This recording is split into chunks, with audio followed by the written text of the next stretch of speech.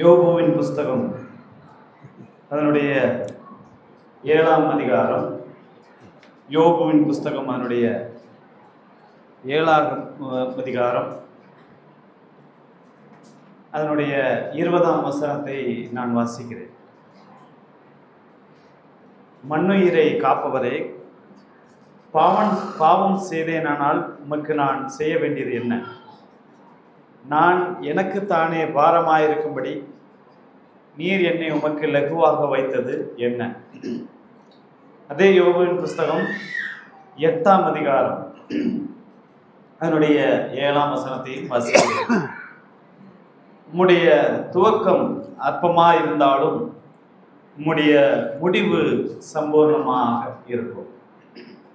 கர்த்தருடைய பரிசுத்த நாமத்துக்கு மகிமை உண்டாவதாக. கடந்த 3 நாட்களும் உங்களோடு கூட ஐக்கியப்படும்படியாகவும் தேவனுடைய வசனத்தை உங்களோடு கூட பகிர்ந்து கொள்ளும்படியாகவும் வேத பாடத்தை உங்களோடு சேர்ந்து கற்றுக்கொள்ளும்படியாகவும் கர்த்தர் எனக்கும் குடும்பமாக எங்களுக்கு கர்த்தர் பாக்கியம் செய்தார். ஆண்டவருக்கு நன்றி.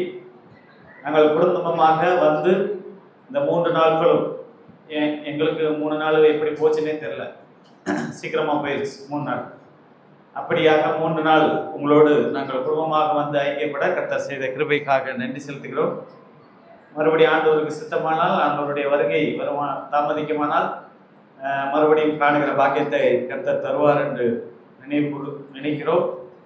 இந்த மாதிரி எங்களை குடும்பமாக அழைத்த சபையாருக்கும் ஊழியர்களுக்கும் நாங்கள் குடும்பமாக நன்றி சொல்லிக் கொள்கிறோம். எங்களுடைய ஊழியத்திலும் உங்களுடைய ஜெபத்தில் நினைவு கூறுங்கள். நாங்கள் ஒரு சபையிலே ஊழியராக கர்த்தர் அங்கே நியமித்து வைத்திருக்கிறார். தென்காசி மாவட்டத்திலே கூளைக்கண்ணி என்ற இடத்திலே உள்ள ஒரு சபை, ஒரு 150 விசுவாசிகளோடு வருகிற ஒரு சபையை நடத்தும்படியான ஒரு வாரத்தை கர்த்தர் கொடுத்திருக்கிறார். அங்கேயும் வாரம் பைபிள் ஸ்டடி, சிறப்பு கூட்டங்கள் இப்படியாக நடந்து ஆண்டவரை மேம்படுத்தி வருகிறோம். அது மட்டுமல்லாமல் வேறையும் சில ஊழியங்கள் செய்து வருகிறோம். அங்கே மெடிக்கல் கேம்ப், கவுன்சிலிங் போன்ற ஊழியங்கள் எல்லாம் செய்து வருகிறோம். மட்டுமல்லாமல் சிறுவர் ஊழியத்திலே நாங்கள் குழுவாக இணைந்து பல இடத்திலே ஸ்கூல்களிலே மீட்டிங் சிறு பிள்ளைகளுக்கு நடத்தி வருகிறோம். எல்லா வருடமும் VBS அதற்கு தேவையான பாட புத்தகங்கள், பாடல்கள் இதெல்லாம் எழுதி அதையும் பிரிண்டெல்லாம் பண்ணி இதே போல பல இடங்களிலே VBS நடத்தி வருகிறோம். கடந்த வருடம் கிட்டத்தட்ட VBSின் மூலமாக 21 இடத்திலே VBS நடத்த கர்த்தர் உங்களுக்கு குழுவாக கர்த்தர் உதவி செய்தார். இப்படியாக பல ஊழியங்கள் அங்கே நடந்து வருகிறது. தேவ மக்கள் உங்களுடைய ஜெபத்திலே நினைவு கூறும்படியாக உங்களை கேட்டுக்கொள்கிறேன். தொடர்ந்து நீங்கள் தென்காசி அந்த பகுதிக்கு வருவீர்கள் என்றால், நீங்கள் ஞாயிற்றுக்கிழமை வருவீர்கள் என்றால் எங்களோட சபையோடு கூட ஐக்கியப்படலாம். மற்ற நாளில் வந்து வருவீர்கள் என்றால் எங்களுடைய வீட்டிலே வந்து விருந்திலே ஐக்கியப்படலாம். அதனால் உங்கள் எல்லாரையும் அந்த பகுதிக்கு வருவீர்கள் என்றால் உங்கள் யாவரையும் அன்போடு கூட அழைக்கிறோம். நீங்கள் வந்தால் எங்களுக்கு மகிழ்ச்சியாக இருப்போம். தொடர்ந்து தேவனுடைய வசனத்துக்கு நேராக இருப்போம். கர்த்தர்தாமே தேவனுடைய வசனத்துக்கு நேராக நம்மை வழிநடத்துவாராக. நமக்கு தேவையான ஆவிக்குரிய மன்னாவை தேவன் வசனத்தின் மூலமாக தருவாராக. அந்த ஆவிக்குரிய மன்னாவை நாம் புசித்து நம்முடைய வாழ்க்கையிலே தேவனோடுள்ள உறவை மேம்படுத்தவும், தேவனுடைய சித்தம் நம்முடைய வாழ்க்கையிலே நிறைவேறவும் வசனத்துக்கு நேராக நாம் நம்மை அர்ப்பணிப்போம். நாம் வாசித்த வசனத்தின் பிரகாரமாக யோபுவினுடைய புஸ்தகம் அதனுடைய 8ஆம் அதிகாரத்தினுடைய 7ஆம் வசனத்திலே இப்படியாக வாசித்தோம். உம்முடைய துவக்கம் அற்பமாயிருந்தாலும் உம்முடைய முடிவு சம்பூர்ணமாயிருக்கும் என்று வாசித்தோம். ஒரு வசனத்தையும் கூட வாசிக்கலாம். சகரியா தீர்க்கதரிசன புஸ்தகம் அதனுடைய 4ஆம் அதிகாரம் அதனுடைய 10வது வசனத்தை வாசிக்கலாம்.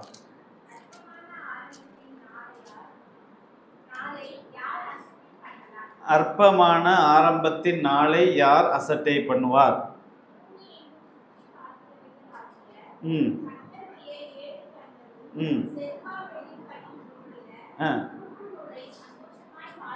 சந்தோஷமாய் பார்க்கிறோம். நம்முடைய வாழ்க்கையில மனிதர் பார்க்கிற ஒரு பார்வை இருக்கிறது, நம்மளை பற்றி மனிதர்களுக்கு ஒரு அபிப்பிராயம் இருக்கிறது.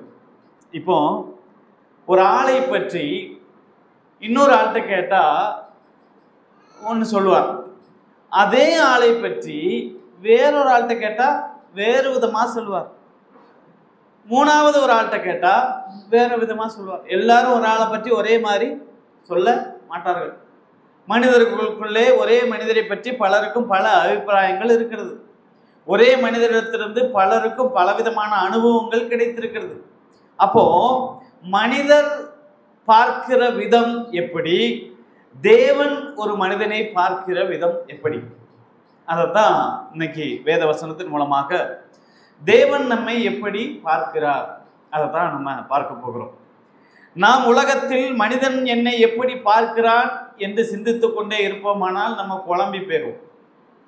மனிதன் என்னை எப்படி பார்க்கிறார், அவர்கள் என்னை பற்றி எப்படி நினைக்கிறாங்க, இவங்க என்னை பற்றி என்ன நினைக்கிறாங்க என்று சிந்தித்து கொண்டிருப்போமானால் ரொம்ப குழம்பிடுவோம். இப்போ நம்முடைய வாழ்க்கையிலே முக்கியமாக கர்த்தர் என்னை பற்றி எப்படி என்ன நினைக்கிறார், தேவன் என்னை எப்படி பார்க்கிறார் அப்படிங்கிறத சிந்திக்க போகிறோம். புதிய ஏற்பாட்டிலே 1 கொரிந்தியரின் புஸ்தகம் 1 கொரிந்தியருக்கு எழுதின 1ஆம் நிருபம் அவனுடைய 1ஆம் அதிகாரத்தினுடைய 28ஆம் வசனத்தை வாசிக்கும் போது 27, 28 வசனத்தை வாசிக்கும் போது, ஞானிகளை வெட்கப்படுத்தும்படி தேவன் உலகத்தில் பைத்தியமானவைகளை தெரிந்து கொண்டார், பலமுள்ளவைகளை வெட்கப்படுத்தும்படி தேவன் உலகத்தில் பலவீனமானவைகளை தெரிந்து கொண்டார். இதிலேயே நமக்கு தேவனுடைய செலக்ஷன் எப்படி இருக்குன்னு பாருங்க. உலக பார்வையிலே பைத்தியமானவர்களை, உலக பார்வையிலே பைத்தியமாக தோன்றுகிறவர்கள் தேவனுடைய பார்வையிலே ஞானிகளாக தோன்றுகிறார்கள். அது மட்டுமல்ல, உலகத்தின் பார்வையிலே பலவீனம் உள்ளவர்களாய் தோன்றுகிறவர்கள் ஆண்டவருடைய பார்வையிலே பலமுள்ளவர்களாக தோன்றுகிறார்கள்.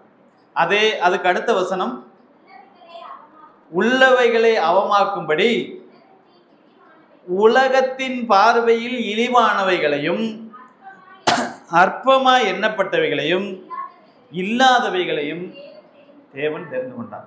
தேவனுடைய தேர்ந்தெடுப்பு, தேவனுடைய பார்வை எப்படி இருக்கிறது தான் பார்க்கணும். நம்ம ஆதி முதல்ல பார்த்துட்டு வந்தோம்னு சொன்னா, அங்க நோவாவை தெரிந்து கொள்ளும்போது நோவாவுக்கு எத்தனை வயசு? 500 வயசு. நல்ல வயசான தாத்தா. நம்ம பாட்டில் கூட நோவா நான் பாடுறோம், நோவா தாத்தான்லாம் பாடுறோம். நோவா தாத்தா பேலை செஞ்சாரு அப்படின்னு தாத்தான்லாம் பாடுறோம். ஆபிரகாமை அழைத்த போது ஆபிரகாமுக்கு நோவா காலத்தில் கூட, அந்த காலத்தில் ரொம்ப வருஷம் இருந்தாங்கன்னு சொல்லிக்கலாம். ஆபிரகாமுடைய காலத்தில் 100 வயசு வயசான ஒரு ஆள் ஆண்டவர் தெரிஞ்சிருக்கிறார். யாக்கோபு ஒரு ஏமாத்துக்காரன், எத்தன், அவனை கர்த்தர் தேர்ந்தெடுத்திருக்கிறார். யோசேப்பு ஒரு சிறைச்சாலைக்கு போனவன், செய்யாத குற்றத்துக்கு போனாலும் நம்ம ஊரில் சிறைச்சாலைக்கு போயிட்டு வந்தா அவன் சிறைச்சாலைக்கு போனவன் என்று சொல்லுவாங்க. மோசே ஒரு கொலைகாரன், அப்படித்தானே, ஒரு கிரேக்கனை கொன்று புதைச்சிட்டான் தெரியாம, ஒரு கொலைகாரன். தாவீது ஒரு விபச்சாரக்காரன், அதே கூட சேர்ந்து அந்த விபச்சாரத்துக்காக ஒரு கொலையும் செய்தவன். அதே மாதிரி புதிய ஏற்பாட்டுக்கு நேராக வந்தால் சவுல் சபைகளை துன்பப்படுத்தி கொண்டிருந்தவன். பேதுரு மீன்பிடித்து கொண்டிருந்தவன், ஆண்டவரை பார்த்து பாவியாகிய மனுஷன் என்னை விட்டு ஓடிடும் அப்படின்னு சொன்னவன். தோமா ஒரு அவிசுவாசி, பார்த்தா தான் விசுவாசிப்பேன் என்று சொன்னவன். இப்படி அநேகரும் பழைய ஏற்பாட்டிலிருந்து புதிய ஏற்பாட்டு வரைக்கும் நம்ம பார்த்துக்கிட்டே வந்தோம்னு சொன்னா, மனிதருடைய பார்வையிலே இவர்களெல்லாம் அற்பமானவர்களாக இருந்தாலும் கர்த்தர் அவர்களெல்லாம் தெரிந்தெடுத்து எவ்வளவு பெரிய பெரிய காரியங்களை தேவன் செய்திருக்கிறார். அப்போ இப்படிப்பட்ட எல்லாவரையும் ஆண்டவர் உபயோகிக்க முடியும் என்றால், இங்க இருக்கிற நாம் ஒவ்வொருவரும் மற்றவர்களுடைய பார்வையிலே அற்பமாக எண்ணப்பட்டாலும் நாம் தேவனுடைய பார்வையிலே வெளியேறப்பட்டவர்கள், நம்மளை வைத்து ஆண்டவர் மிகப்பெரிய காரியத்தை செய்ய முடியும். அந்த தன்னம்பிக்கை நமக்கு வேண்டும் என்பதை இந்த வசனம் காட்டுகிறது. நாம் அற்பமாக இந்த உலகத்திலே எண்ணப்பட என்னென்ன காரணங்கள் எல்லாம் இருக்கு. உலகத்தின் பார்வையிலே அற்பமாக எண்ணப்பட்டால், சிலருக்கு வசதி வாய்ப்பில்லை என்றால், பொருளாதார குறைவு இருக்கு என்றால் மனிதனுடைய பார்வையிலே அற்பமாக எண்ணப்படுகிறார்கள். குடும்ப ஆசீர்வாதம் இல்லாமல் இருக்கிறவர்களுக்கு அற்பமாக எண்ணப்படுகிறார்கள். சரீர பிரகாரமான குறைபாடு இருந்தால் மனிதனுடைய பார்வையிலே அற்பமாக எண்ணப்படுகிறார்கள். குழந்தை ஆசீர்வாதம் இல்லாமல் இருந்தால் உலகத்தின் பார்வையிலே அற்பமாக எண்ணப்படுகிறார்கள். படிக்கவில்லை என்றால் உலகத்தின் பார்வையிலே அற்பமாக எண்ணப்படுகிறார்கள். போதிய அறிவு இல்லை, கான்ஃபிடென்ட் இல்லை அப்படின்னா மனிதனுடைய பார்வையிலே அற்பமாக எண்ணப்படுகிறார்கள். அழகு இல்லை, நல்ல அப்பியரன்ஸ் இல்லை என்றால் உலகத்தின் பார்வையிலே அற்பமாக எண்ணப்படுகிறார். இதெல்லாம் உலகத்தின் பார்வை. ஆனால் உலகத்தின் பார்வையிலே அற்பமாக எண்ணப்பட்டாலும் கர்த்தருடைய பார்வையிலே எப்படி நாம் எண்ணப்படுகிறா இருக்கிறோம்? தேவனுடைய பார்வையிலே நாம் எப்படி எண்ணப்படுகிறோம்? அவர் நம்மை கையிலே வைத்து மாணிக்கமாக மணிமுத்தாக பார்க்கிறார். என்னுடைய சாயல் நீ என்று நம்மை பார்த்து சொல்லுகிறார். தேவனுடைய அதே சாயலிலே உருவாக்கப்பட்ட மனிதன், அவனை தேவன் எந்த மாதிரி பார்க்கிறார் என்பதை வேத வசனத்தின் அடிப்படையிலே நாம் சிந்திப்போமானால் நமக்கு பிரயோஜனமாக இருக்கும். முதலாவது ஒரு நபரை குறித்து பார்ப்போம். ஆதியாகமத்தின் புஸ்தகம் அதனுடைய 29ஆம் அதிகாரம். ஆதியாகமத்தின் புஸ்தகம் 29ஆம் அதிகாரம் அதனுடைய 30, 31, 32 வசனங்களை வாசித்து பார்க்கலாம்.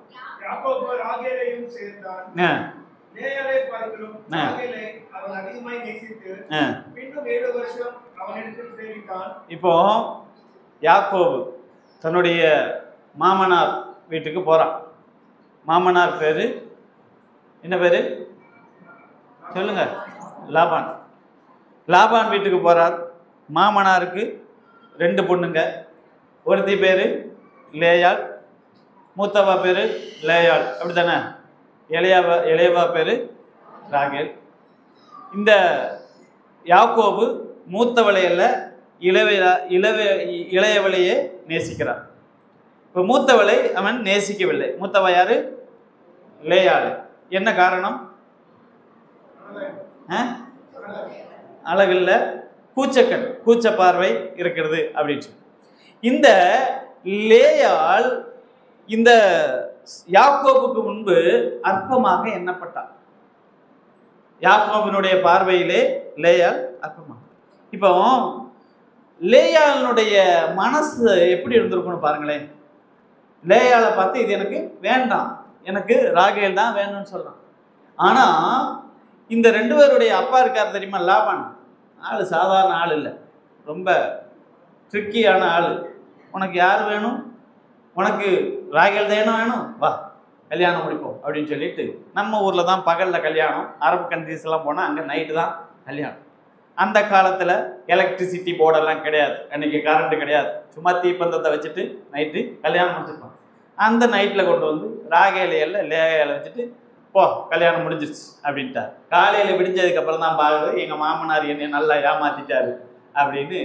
காலையில் போய் கேட்கும்போது மாமனார் சொல்கிறாரு, எப்போ என்ன ஐயோ மாறி போச்சா, ஐயோ தெரியாம ஆயிடுச்சா, சரி பரவாயில்ல இன்னொரு 7 வருஷம் தானே போ அப்படின்னு சொல்லிட்டார். இப்போ லேயாளுடைய மனசை பாருங்க. யாக்கோபுக்கு லேயாளை பிடிக்கல, ஆனால் அந்த யாக்கோபு கூட 7 வருஷம் வாழணும். இந்த யாக்கோபுனுடைய மனசுல இருக்கிறது யாரு? ராகேல். ராகேல மனசுக்குள்ள வச்சுக்கிட்டு இருக்கிறான். அவன் கூட தான் 7 வருஷம் பல்ல கடிச்சுக்கிட்டு குடும்பம் நடத்தி. யாக்கோபுனுடைய பார்வையிலும் யாக்கோபுனுடைய செயலிலும் அந்த லேயாள் அற்பமாக அனுதினமும் எண்ணப்பட்டு கொண்டே இருந்தால், அந்த அற்பமாக எண்ணப்பட்டாலும் இந்த லேயாள் ஒரு கம்ப்ளைண்ட் கூட பண்ணல தெரியுமா? எங்கேயாவது ஒரு வசனத்துல லேயாள் கம்ப்ளைண்ட் பண்ணியிருக்காரா? இந்த யாக்கோபை நேசிக்கல, அந்த ராகேலை தான் நேசிக்கிட்டு இருக்கான்னு ஒண்ணும். அவளை எல்லாத்தையும் சகிச்சுக்கிட்டு மனுஷன் பார்வையில நான் கற்பமா எண்ணிட்டு போறேன், மனுஷன் என்னை பார்த்து கூச்சக்கண்ணுன்னு சொல்லிட்டு போட்டோம், மனுஷன் என்னை பார்த்து அழகுலன்னு சொல்லிட்டு போட்டோம், மனுஷன் என்னை பார்த்து அறிவில்லைன்னு சொல்லிட்டு போட்டோம், மனுஷன் என்னை பார்த்து நீ படிக்கலைன்னு சொல்லிட்டு போட்டோம், மனுஷன் உன்னை பார்த்து உனக்கெல்லாம் அறிவில்லையான்னு கேட்டுட்டு போட்டோம் அப்படிங்கிற சிந்தையோட எதுவுமே பேசாம அமைதியா இருந்தான். இந்த லேயாளை கர்த்தர் பார்த்தான். அதுல அடுத்தடுத்து வாசிக்கும் போது கர்த்தர் லேயாளை எண்ணினார், கர்த்தர் லேயாளை கடாட்சித்தார், அவள் கற்பவதியாகி குமாரனை பெற்றார்னு வரிசையா இருக்கும். அப்போ எல்லாம் கர்த்தர் தான், அங்க பேரு அப்படித்தான் போட்டிருக்கு. கர்த்தர் கடாட்சித்தார், கர்த்தர் அவளை எண்ணினார், கர்த்தர் நினைத்தார். அப்போ கர்த்தர் அற்பமாக எண்ணப்பட்ட இந்த லேயாளை யாக்கோபு நினைக்கவில்லை, யாக்கோபு கடாட்சிக்கவில்லை. கர்த்தர் அவளை எண்ணினார், கர்த்தர் அவளை கடாட்சித்தார். அவளுக்கு கிடைச்ச ஆசீர்வாதம் வேற யாருக்கும் கிடைக்கலன்னு தான் நினைக்கிறேன். லேயாளுக்கு கிடைச்ச ஆசீர்வாதம் என்ன ஆசீர்வாதம் தெரியுமா? லிஸ்டா போட்டுட்டே போகலாம். அந்த ஆதியாகமம் 29ஆம் அதிகாரத்தினுடைய 24ஆம் வசனத்தை வாசிங்கள். ஆதியாகமம் 29 அதனுடைய 34 வாசிங்க.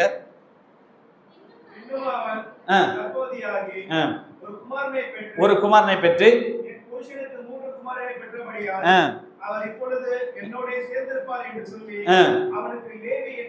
லேவியை பெற்றாள். இஸ்ரவேல் ஜனத்துல அன்னையிலிருந்து இன்னைக்கு வரைக்கும் ஆசாரியம் ஊழியம் செய்ய தேவன் தேர்ந்தெடுத்த கோத்திரம் எது? லேவி கோத்திரம். அந்த ஆசாரிய ஊழியம் செய்யக்கூடிய லேவி கோத்திரத்தினுடைய கோத்திர பிதாவாகிய லேவியை பெற்றெடுக்கிற வாக்கியம் இந்த லேயாளுக்கு கிடைத்தது. அது மட்டுமல்ல, இயேசு கிறிஸ்து தோன்றின பரம்பரையாகிய யூதா கோத்திரம், அந்த யூதாவையும் அதனுடைய 29ஆம் அதிகாரம் அதனுடைய 35ஆம் வசனத்தையும் வாசிங்க.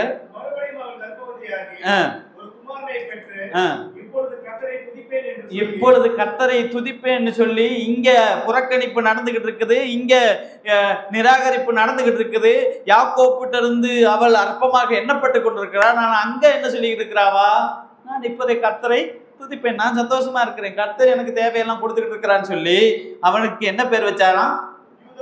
யூதா என்று பேர். அந்த கோத்திரத்துல தான் இயேசு பிறந்தார். இயேசு கிறிஸ்து வெளிப்படுத்தின விசேஷத்துல அழைக்கப்பட்ட ஒரு பேர் இருக்கு, யூதா கோத்திரத்து சிங்கம். அது இந்த லேயால் பெற்றெடுத்த யூதா, அந்த யூதா கோத்திரத்தின் மூலமாக தான் வந்தார். அதே மாதிரி அதனுடைய ஆதியாகமத்தினுடைய 30ஆம் அதிகாரம் அதனுடைய 19, 20 வசனத்தை எல்லாம் வாசிக்கும் போது அங்கே யாக்கோப்புக்கு 6 ஆண் பிள்ளைகளை பெற்றார். அப்படின்னா என்ன அர்த்தம்? 6 கோத்திர பிதாக்கள் அவ பெற்றது. புரியுதா? அங்கே நம்ம காலையில சிந்திச்சது போல அங்கே புதிய எருசலேமிலே நாம் போகிற அந்த பளிங்குக்கு ஒப்பான அந்த புதிய எருசலேம் என்கிற அந்த தேவனுடைய மனவாட்டிக்காக ஒதுக்கப்பட்ட அந்த புதிய எருசலேமிலே அந்த பரலோகத்திலே நாம் பிரவேசிக்கும் போது அங்கே 12 வாசல்கள் இருந்துச்சு. 12 வாசல்கள்ல 12 கோத்திர பிதாக்கள் பேர் இருந்துச்சு எங்க பரலோகத்துல. அந்த 12 பேர்ல 6 பேரு இவ லேயால் பெற்ற பிள்ளைங்க பேரு. புரியுமா? யாருக்கு இந்த பாக்கியம் கிடைக்கும்? எங்க பரலோகத்துல நுழையிற வாசல்ல 6 வாசல்ல இருக்கிற பேர் யார் பேர் தெரியுமா? இந்த லேயாளுடைய 6 பிள்ளைங்க பேர். இந்த பாக்கியம் வேற யாருக்கும் கிடைக்கவில்லை. அவ்வளவு பெரிய ஆசீர்வாதம் இந்த லேயாளுக்கு கிடைத்தது. இயேசு கிறிஸ்துவனுடைய வம்ச வரலாறு பட்டியலில் இடம் பெறவிட்டாலும் லேயாளும் ஒரு வழியில பார்த்தா இயேசுவுக்கு பாட்டி முறையாக வருகிறார். மனிதனாகிய இந்த மனிதனால் கணவனாகிய யாக்கோபு உட்பட அதிகம் பேரால் நேசிக்கப்படவிட்டாலும் கர்த்தர் இந்த லேயாளை ஆசீர்வதித்த விதம் இதைத்தான் நம்ம பார்க்கணும். மனுஷர் பார்க்கிற விதமாக கர்த்தர் பார்க்கிறவர் அல்ல. இன்னைக்கு நமக்கு இருக்கிற பிரச்சனை என்ன தெரியுமா? கர்த்தர் என்னை எப்படி பார்க்கிறார், கர்த்தர் என்னை குறித்து என்ன நினைக்கிறார், கர்த்தர் எனக்காக என்ன வச்சிருக்கிறார், கர்த்தருக்காக நான் என்ன செய்ய வேண்டும், கர்த்தர் என்னை எப்படி எல்லாம் உபயோகிக்கலாம், கர்த்தருக்காக நான் என்ன செய்ய வேண்டும், கர்த்தருடைய சித்தம் என்ன, இதை பற்றி கவலைப்படாம அவ என்ன நினைச்சுக்கிறவா, இவன் என்ன நினைச்சுக்கிறவா, அவன் என்ன பார்த்து என்ன சொல்லுவா, இவன் என்ன, இந்த மாதிரி நான் உலக பிரகாரமான காரியங்களுக்கு தலையை உண்ணாக்கி. கணவன் நம்மை நேசிக்கவில்லை என்றால், மனைவி நம்ம எதிர்பார்த்த மாதிரி நடந்து கொள்ள வேண்டாம், நம்ம உற்றார் உறவினர் நம்மை கைவிட்டாலும், நம்மை கூட சேர்ந்தவர்கள் நம்மை பதைத்தாலும், எப்படியெல்லாம் மனுஷனால் நாம் ஒதுக்கப்பட்டாலும் கர்த்தர் நம்மை எப்படி ஒதுக்குகிறவர் அல்ல என்பதை வசனத்தின் மூலமாக பார்க்கிறோம். இன்னைக்கு தமிழ்ல ஒரு வார்த்தை இருக்குது, நிராகரிப்பு. நிராகரிப்பு இங்கிலீஷ்ல என்னது? ரிஜெக்ஷன். இந்த ரிஜெக்ஷன் மனுஷனா பிறந்த எல்லாருமே அனுபவிப்பாங்க. இங்க இருக்கிற யாராவது ரிஜெக்ஷன் அனுபவிக்கலன்னு சொல்லுங்களேன் பார்ப்போம். நிராகரிப்புன்னு அனுபவிக்கல, இன்டர்வியூல போய் செலக்ட் ஆகாம, அது என்னது? செலக்ட் ஆகாம ரிட்டர்ன் வீட்டுக்கு வந்தாச்சு, அது என்னது? நிராகரிப்பு. இந்த நிராகரிப்பு மனுஷன் எப்ப இருந்து உணர தொடங்குறான்? விவரம் தெரிஞ்ச நாள்ல இருந்தான். நிராகரிப்பு என்பதை மனிதன் எப்போது இருந்து உணர தொடங்குகிறான்? யாராவது சொல்லிருங்களேன். பிறப்பிலிருந்து, அப்படிதானே? இந்த ஹாஸ்பிட்டலுக்கெல்லாம் போனீங்கன்னா, மகப்பேறு மருத்துவமனை அங்கெல்லாம் போர்டில் எழுதி போட்டிருப்பாங்க என்னன்னா, கருவில் இருக்கிற குழந்தை ஆணா பெண்ணா என்று அறிந்து கொள்வது சட்டப்படி குற்றம் அவர்களுக்கு தான். ஏன்? ஏன்னா தெரிஞ்சுக்கிட்டா எனக்கு ஆண் குழந்தை தான் வேணும், எனக்கு பெண் குழந்தை வேண்டாம், எனக்கு பெண் குழந்தை தான் வேணும், ஆண் குழந்தை வேணும், கருவிலே கலைச்சு. அப்போ ஒரு நிராகரிப்பு எங்கிருந்து தொடங்குது? கருவில் இருக்கும்போதே. கருவில் இருக்கும்போதே ஐயோ இதுனா வேண்டாம். அப்போ மனித நிராகரிப்பு தாயின் கருவில் இருக்கும் போதே நிராகரிப்பு தொடங்கிருச்சு. பிறந்து வளர்ந்த உடனே நிராகரிப்பு. ஐயோ நினைச்ச மாதிரி வெள்ளையா இல்லை கருப்பா இருக்கு, ஐயோ இது நான் நினைச்ச மாதிரி. அப்போ மனிதனுடைய நிராகரிப்பு அவன் வளர்ந்து வரும்போது தெரியுது, அவன் ஸ்கூல்ல சேர்க்கும் போது நிராகரிப்பு தெரியுது. மனிதன் வளர்ச்சியின் அடிப்படையிலே நிராகரிக்கப்படுகிறான். மனிதன் அப்படியே வளர்ந்து வரும்போது அவனுடைய செயல்பாடுகளின் அடிப்படையிலே நிராகரிக்கப்படுகிறான். பெண்கள் பொண்ணு பார்க்க போற இடத்துல நிராகரிக்கப்படுகிறார்கள், ஆண்களும் நிராகரிக்கப்படுறாங்க. இப்படி மனிதன் பிறப்பிலிருந்து இறப்பு வரைக்கும் நிராகரிப்பு மனிதனை தொடர்ந்துகிட்டே வருது. ஆனால் நம்முடைய பிறப்பிலிருந்து இறப்பு வரைக்கும், இறப்புக்கு அப்புறமாக நித்திய வாழ் வரைக்கும் நம்மை நிராகரிக்காத ஒரே ஒரு தேவன் நம்முடைய ஆண்டவர் தான். அவர் யாரையுமே என்கிட்ட வராதுன்னு சொல்லல, எல்லாரையும் வா வான்னு அன்போடு அழைக்கிறார். பல வசனத்திலே ஓ தாகமாய் இருக்கிறவர்கள் நீங்கள் எல்லாரும் என்னிடத்திலே வாருங்கள், வருத்தப்பட்டு பாரம் சுமக்கிறவரே நீங்கள் எல்லாரும் என்னிடத்தில் வாருங்கள், எல்லாரையும் வாங்க வாங்கன்னு அழைக்கிற தேவன். அவர் யாரையும் நிராகரிக்கிற தேவன் இல்லை என்பதை பார்க்கிறோம். அதைத்தான் இந்த லேயாளுடைய வாழ்க்கையில பார்க்கலாம். சரி, பெண்கள் சைட்ல இருந்து பார்த்தாச்சு, ஆண்கள் சைட்ல இருந்து பார்ப்போமா? பார்த்துருவோம். வாசியங்கள் 1 சாமுவேலின் புஸ்தகம் அதனுடைய 18ஆம் அதிகாரம். 1 சாமுவேல் புஸ்தகம் அதனுடைய 18ஆம் அதிகாரம் அதனுடைய 23ஆம் வசனம்.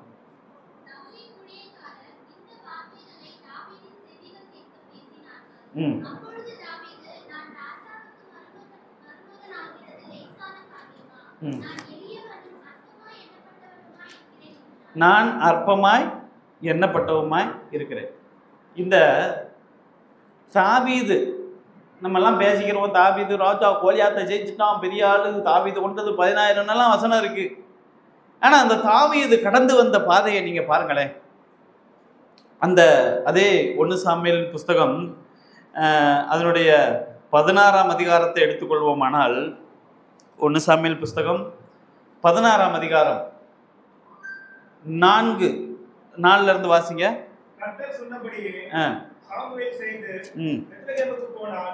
அப்பொழுது அவரின் மூப்பர் கத்தளிப்போடே அவனுக்கு எதிர்கொண்டு வந்து. போதும், ஒரு நிமிஷம் பிரதர், நான் எக்ஸ்பிளைன் பண்ணிக்கிறேன். இந்த 1 சாமுவேல் அதனுடைய 16ஆம் அதிகாரத்தில் என்னன்னு பார்த்தா, சாமுவேலுக்கு ஆண்டவர் சொல்றாரு, இஸ்ரவேலுக்கு ராஜாவாக ஒருத்தனை அபிஷேகம் பண்ண போகிறேன், நீ உன் தைல கொப்பியை எடுத்துக்கிட்டு போ, நான் சொன்னபடியே நான் நீ போய் அதனுடைய 16ஆம் அதிகாரத்தினுடைய 1ஆம் வசனத்தில் கர்த்தர் சாமுவேலை நோக்கி, இஸ்ரவேல் மேல் ராஜாவாகிறதபடிக்கு நான் புறக்கெடுத்து தள்ளின சவுலுக்காக நீ எந்த மட்டும் துக்கித்து கொண்டு இருப்பாய், நீ உன் கொம்பை எடுத்து தைலத்தால் நிரப்பிக்கொண்டு பெத்லெகேமியனாகிய ஒரு ஈசாயின் இடத்துக்கு கொண்டு அனுப்புவேன், அவன் குமாரில் ஒருவனை ராஜாவாக தெரிந்து கொண்டேனார்.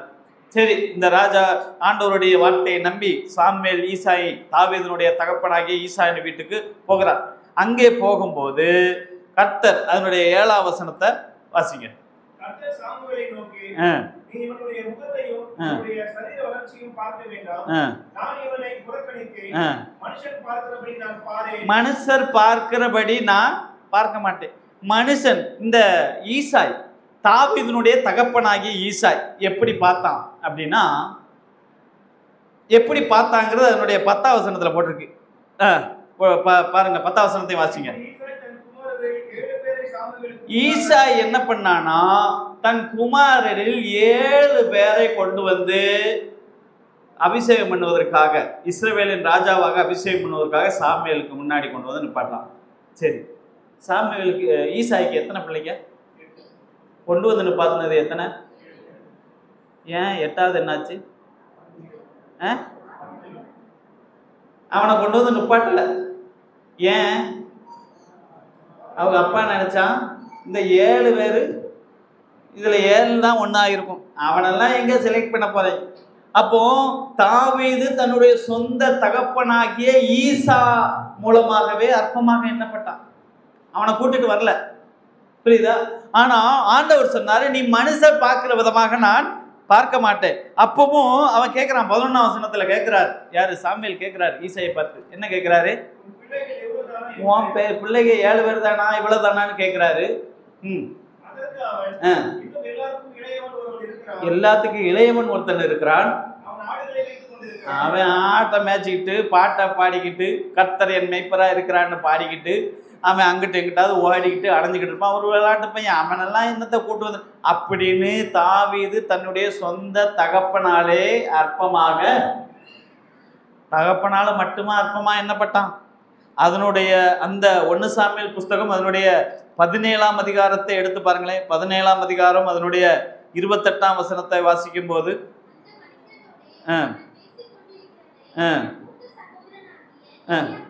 கேட்டபோது தாவீதின் மேல் கோபம் கொண்டு, நீ இங்கே எதுக்கு வந்த? வனாந்தரத்தில் உள்ள கொஞ்ச ஆடுகளை யார்கிட்ட போய் விட்டுட்டு வந்த? யுத்தத்தை பார்த்து வந்த? உனக்கு எவ்வளவு துணிச்சல், உனக்கு எவ்வளவு அகங்காரம். என்ன நடக்குதுன்னா, கோலியாத்து வந்து இங்க சவால் விட்டுட்டு நின்றுக்கிட்டு இருக்கா. அப்படி நின்றுக்கிட்டு இருக்கும்போது தாவீதினுடைய 7 சகோதரர்களை போய் அந்த சண்டையில போய் பங்கெடுக்கிறதுக்கு அவர்களும் போய் நிற்கிறாங்க. இவங்களுக்கு சாப்பாடு கொண்டு வந்து தாவீது வந்து நிற்கிறான். அப்படி வரும்போது தாவீது கேள்விப்படுறான், இந்த மாதிரி கோலியாத்துன்னு ஒருத்தர் இருக்கிறான், அவன் இஸ்ரவேல் ஜனங்களுக்கு எதிராக பயங்கரமாக கத்திக்கிட்டு தேவனை பார்த்து கேள்வி கேட்குறான், சரிமல்லுக்கு நிற்கிறான் அப்படிங்கிறதெல்லாம் கேள்விப்பட்ட உடனே இந்த தாவீதினுடைய அண்ணன்மார் என்ன சொல்றாங்க, ஏய் இங்கே வா குட்டி பையல, உனக்கு இங்கே என்னடா வேலை, எதுக்குடா இங்கே வந்த? போய் ஆட்டை போய் பாரு, அங்கே ஆட்டை எங்கே விட்டு வந்திருக்க, போ ஆட்டை போய் பாரு, இங்கே உனக்கு என்ன வேலை, உனக்கு எவ்வளோ துணிச்ச எவ்வளோ திமிரு இருந்தால் இங்கே வந்திருப்ப அப்படின்னு கேட்டுக்கிறேன். சகோதரராலே அற்பமாக எண்ணப்பட்ட தாவீது இப்படி தன்னுடைய தகப்பனாலும் தன்னுடைய சகோதரராலும் அற்பமாக எண்ணப்பட்ட தாவீதை கர்த்தர் எப்படி பார்த்தார்? கர்த்தர் எப்படி பார்த்தார் என்று பார்க்கும்போது அந்த அதே 1 சாமுவேலின் புத்தகம் 17ஆம் அதிகாரம் 50 முதல் 53 உள்ள வசனங்களை நாம் வாசிக்கும் போது தன்னுடைய தகப்பனார் மற்றும் தன்னுடைய சகோதரர்களாலே அற்பமாக எண்ணப்பட்ட இந்த தாவீதினுடைய வாழ்வில் தேவன் செய்த மகிமையான செயல்கள் அப்படியே அடுக்கிக்கிட்டே போலாம். முதலாவது காரியம் என்னவென்றால், கோலியாத்தை வீழ்த்தி இஸ்ரவேலை தேவன் இந்த அற்பமாக எண்ணப்பட்ட தாவீது மூலமாக இஸ்ரவேலை ரட்சித்தார். இரண்டாவது பார்க்கும்போது 2 சாமுவேல் 5ஆம் அதிகாரம் 5ஆம் வசனத்திலே பார்க்கும்போது தாவீது சமஸ்த இஸ்ரவேலுக்கும் ராஜாவாகி அதை அரசாள கர்த்தர் கிருபை செய்தார். 1 நாளாகவும் அதனுடைய 29ஆம் அதிகாரத்தினுடைய 2 மற்றும் 3 வசனங்களை வாசிக்கும் போது தேவாலய பணிக்கான பொருட்கள் எல்லாவற்றையும் அந்த சொர்ண ஆபரணங்கள் சகலத்தையும் சம்பாதிக்க தேவன் இந்த தாவீதுக்கு கிருபை செய்தார். அது மட்டுமல்ல, 2 சாமுவேல் 29:5 பற்றி நாம் வாசிக்கும் போதும் சங்கீதம் 89ஆம் சங்கீதத்தினுடைய 3-4 வசனத்தை வாசிக்கும் போது அங்கு தேவன் தாவீதோடு கூட ஒரு நித்திய உடன்படிக்கை ஏற்படுத்தினதை நாம் பார்க்க முடியும். அது மட்டுமல்லாமல் சங்கீதங்களிலே 70க்கும் மேற்பட்ட சங்கீதங்களை இந்த தாவீது எழுதும்படியான ஆசீர்வாதத்தை கொடுத்தார். அது மட்டும் புதிய ஏற்பாட்டிலே அப்போஸ்தலர் நடபடிகள் அதனுடைய 13ஆம் அதிகாரம் 22ஆம் வசனத்தை வாசிக்கும் போது அங்கே தேவன் தாவீதை பார்த்து, தாவீது தன்னுடைய இருதயத்துக்கு ஏற்றவன் என்று தேவனே சாட்சி கொடுக்கும்படியான ஒரு ஆசீர்வாதத்தை கொடுத்தார். இவ்வளவு ஆசீர்வாதம் தாவீது. இன்னும் நிறைய இருக்குது. வெளிப்படுத்தல் விசேஷத்தெல்லாம் வாசித்தோம்னா தாவீது கோத்திரத்து சிங்கம். அதுக்கடுத்து இயேசு கிறிஸ்து வெளிப்படுத்தல் 22ஆம் அதிகாரத்தில் கடைசி வசனம் ஆண்டவர் பேசி முடிக்கிறதும், நான் தாவீது வேறுமானவன். தாவீதின் அதில் அப்படித்தான் போட்டு வெளிப்படுத்தல் விசேஷம் அதனுடைய 22ஆம் அதிகாரத்தில் ஆண்டவர் கடைசியாக பேசுகிற வார்த்தையே இந்த தாவீதை பற்றி தான் பேசுகிறார். என்ன வாசிக்கிறார் அப்படின்னு சொன்னால் என்ன சொல்கிறாரு? 22ஆம் அதிகாரம் அதனுடைய 16ஆம் வசனத்தில் ஆண்டவர் இப்படியாக சொல்கிறார்,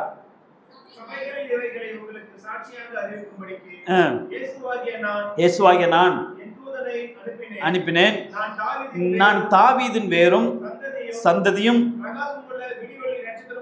இங்க ஆண்டவர் பேசின கடைசி வார்த்தை வெளிப்படுத்தின விஷயத்துல இதோட ஆண்டவர் பேசல. அதுக்கடுத்து யோவான் தான் பேசுறார். இப்போ ஆண்டவர் பேசின கடைசி வார்த்தையிலையும் இந்த தாவீதை பற்றி தான் சொல்றார், நான் தாவீதின் வேரும் தாவீதினுடைய சந்ததியுமானவர் என்று தாவீதை குறித்து சாட்சி கொடுக்கிறார். இப்படிப்பட்ட ஆசீர்வாதம் எல்லாம் யாருக்கு வந்தது என்றால், தன்னுடைய தகப்பனாலும் தன்னுடைய சகோதரனாலும் அற்பமாக எண்ணப்பட்ட ஒரு தாவீதுக்கு ஆண்டவர் கொடுத்த ஒரு ஆசீர்வாதம்.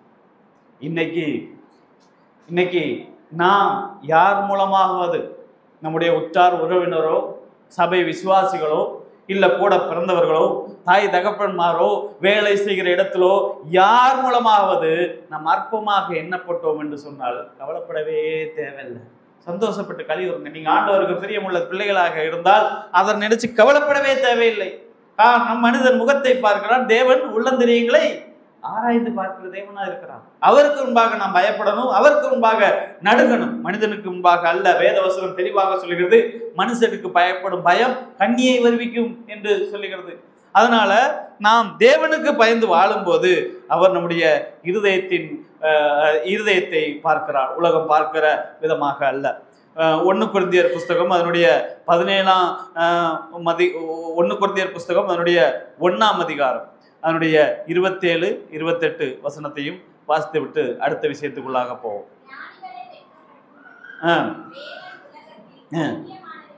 போதும். இப்போ இந்த வசனத்தை நம்ம ஆதியிலே வாசிச்சோம். அதே வசனத்துல ஞானிகளை இதுல இன்னும் 2 விஷயம் இருக்கு. ஒண்ணு, தேவனுடைய தேர்ந்தெடுப்பு. அற்பமானவர்களை தெரிந்து கொண்டது, அற்பமானவர்களை தெரிந்து கொண்டார், அவர்களை ஆசீர்வதித்தார், உயர்த்தினார், அவர்களுக்கு மேன்மையான இடத்தை கொடுத்தார்.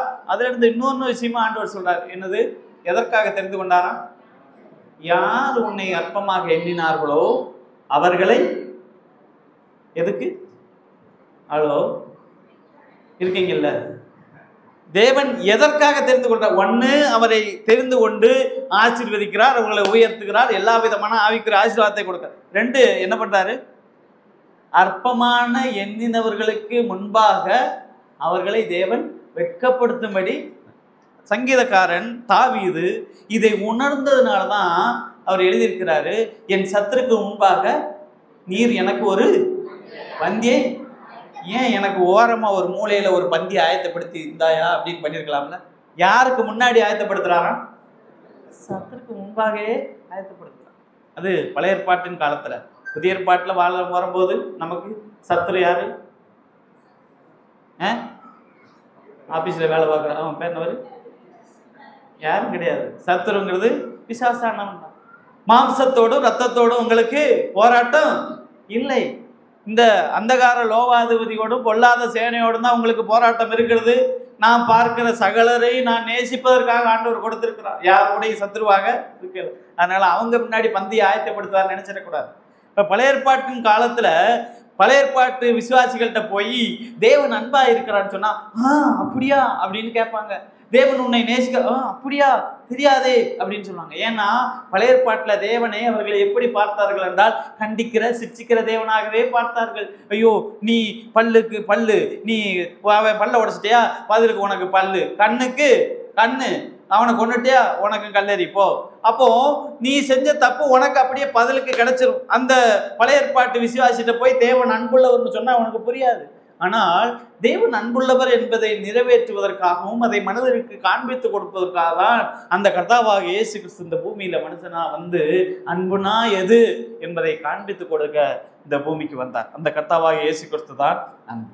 இப்போ 2 பேரை பத்தி பார்த்தோம். ஒன்று யாரு? பழைய ஏற்பாட்டில் லேயாள், பெண்கள் சைடில் பார்த்தாச்சு. இன்னொன்று யாரு? ஆண்கள் சைட்லையும் பார்த்தேன். இப்போ பெண்கள் சைட்லையும் நிராகரிப்பை பற்றி பார்த்தோம், ஆண்கள் செயலின் நிராகரிப்பை பற்றி பார்த்தோம். ஆண்டவர் அவர்களை எப்படி உயர்த்தினார் என்பதையும் பார்த்தோம். இப்போ 3ஆவதாக ஒரு விஷயத்தையும் பார்க்க போகிறோம். சகரியா தீர்க்கதரிசியின் புஸ்தகம் அதனுடைய 4ஆம் அதிகாரம் 9 மற்றும் 10 வசனத்தை வாசிக்கலாம்.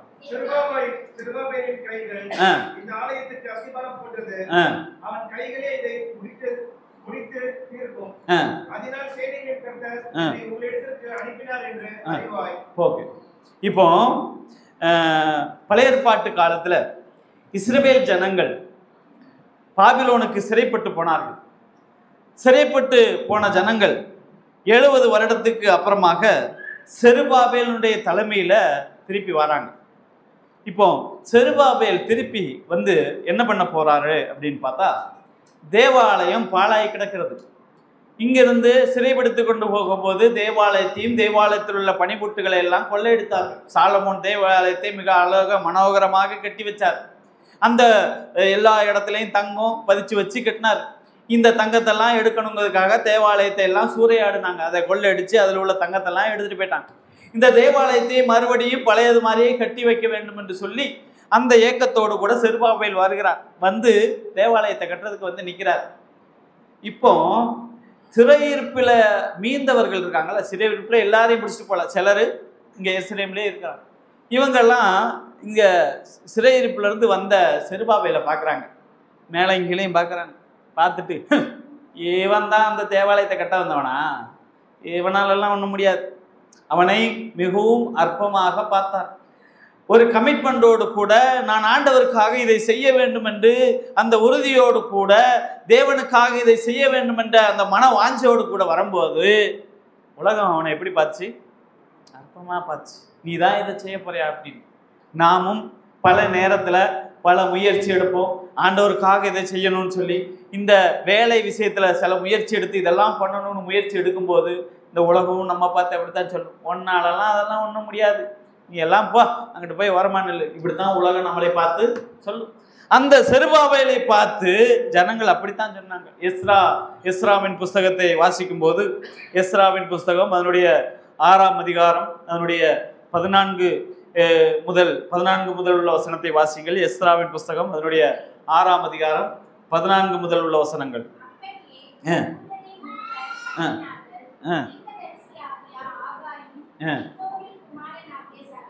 சகரியாவும் அவர்களுடைய இந்த தேவாலயத்தை கட்டும் பணி கைகூடி வந்தது. தேவனுடைய கட்டளையின்படியையும்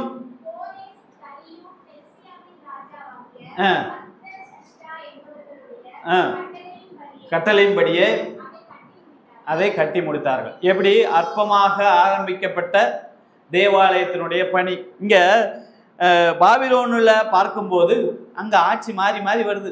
இங்க இவர்களை சிறைப்படுத்தி கொண்டு போகும்போது அங்க யாரு ராஜாவா இருக்கிறார் அப்படின்னு பார்த்தா, இவர்களை பிடிச்சு சிறை பிடித்து கொண்டு போனது யாரு? நேபுகாத் நேச்சர்.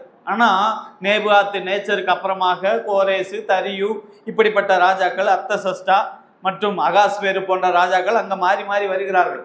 இந்த ராஜாக்களினுடைய காரியத்துல தரியு ராஜா காலத்துல தான் அவர் பேர் நெகேமியா வராரு, அலங்கத்தை கட்ட வருகிறார். இப்படி அங்க ஒவ்வொரு ராஜ்யம் மாறிக்கொண்டிருக்கிறது. அங்கே என்னதான் மாறினாலும் இங்க ஆலய பணி மாறவே இல்லை. அது எப்படி தேவன் சொன்னாரோ அதே மாதிரி கட்டி தொடங்கி படிப்படியாக தேவனுடைய கட்டளையின்படி அது கட்டி முடிக்கப்பட்டது.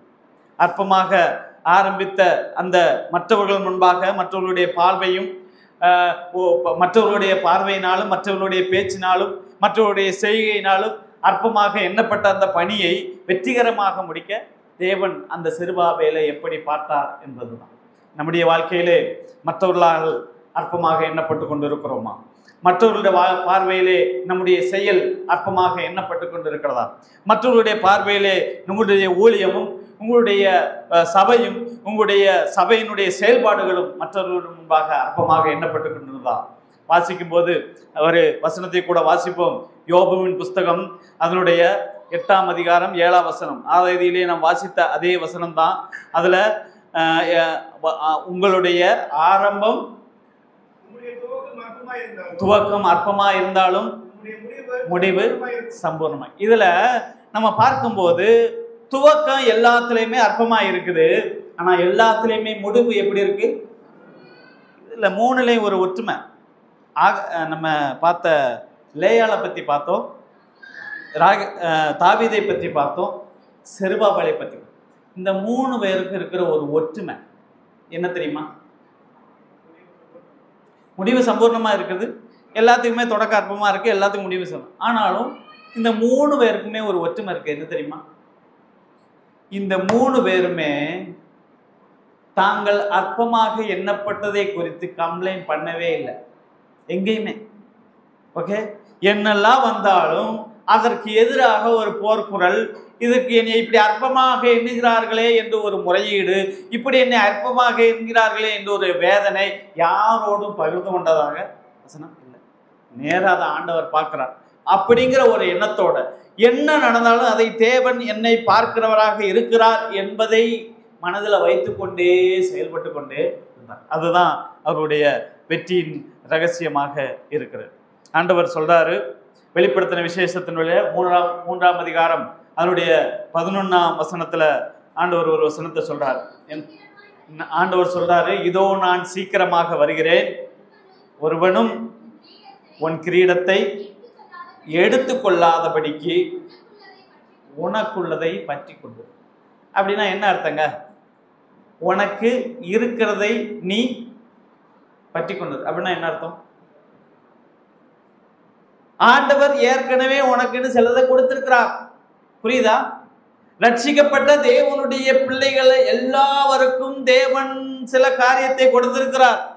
நான் கர்த்தராகிய இயேசு கிறிஸ்துவை நம்முடைய இருதயத்திலே ஏற்றுக்கொள்ளும் போது நான் தேவனிடத்திலே நான் ஒரு பாவி என்று அறிக்கை செய்து என்னுடைய பாவத்தை மன்னியும், என்னுடைய பாவத்திற்காக நீ சிலுவையிலே மரித்து உம்முடைய ரத்தம் என்னுடைய பாவத்தை போக்கவல்லது என்று விசுவாசித்து அதை அறிக்கை செய்யும் போது அந்த நிமிஷத்துல நாம் ரட்சிக்கப்படுகிறோம்.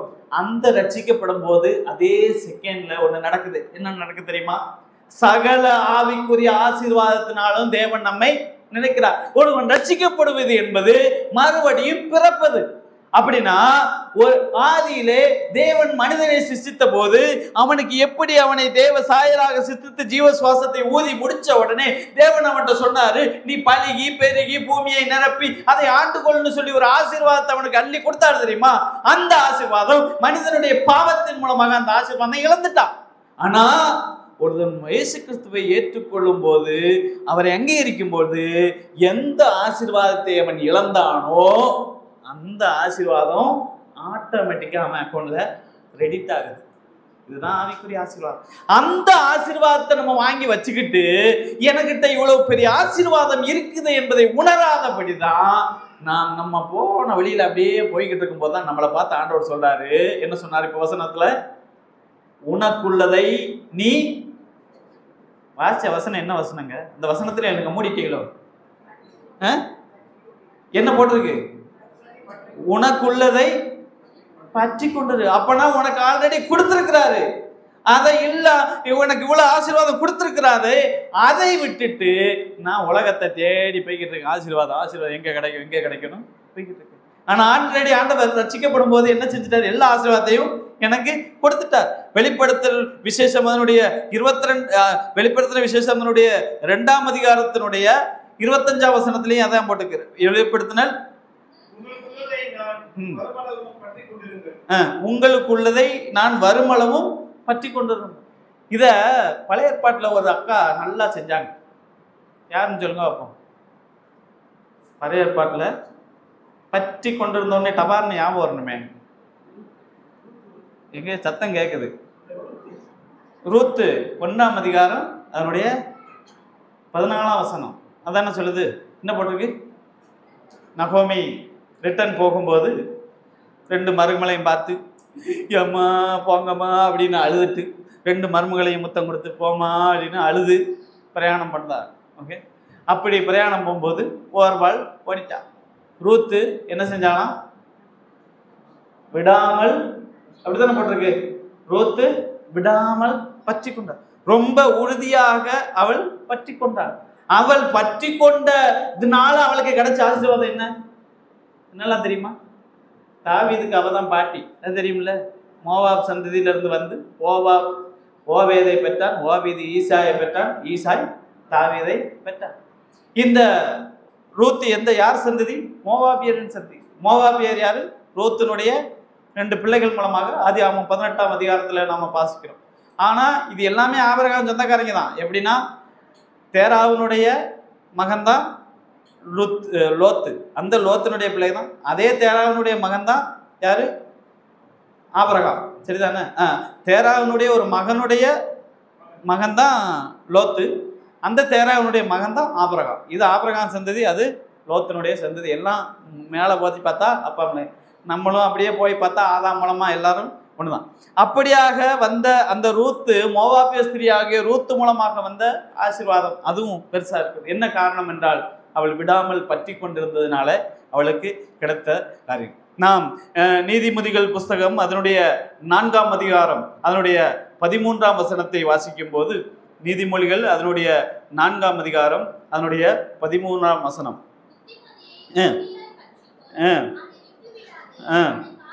அதை காத்துக்கொள், அதுவே உனக்கு ஜீவன். இந்த உலகத்திலே தேவன் நமக்கு சொல்லிவிட்டு போன காரியம், நான் சீக்கிரமாய் வருவேன், உனக்குள்ளதை நீ பற்றிக்கொள் என்று சொல்லும்போது, முதலாவது நமக்கு கொடுத்திருக்கிற ஆவிக்குரிய ஆசீர்வாதத்தை நாம் பற்றிக்கொள்ள வேண்டும். தேவன் தன்னுடைய வசனத்தின் மூலமாக கொடுத்திருக்கிற அந்த புத்திமதிகளை நாம் பற்றிக்கொள்ள வேண்டும். அதே போல புதிய ஏற்பாட்டிலே ரோமர் 12:9 சொல்லியிருக்கிறபடி தேவன் நமக்கு அநேக நன்மைகளை கொடுத்திருக்கிறார்.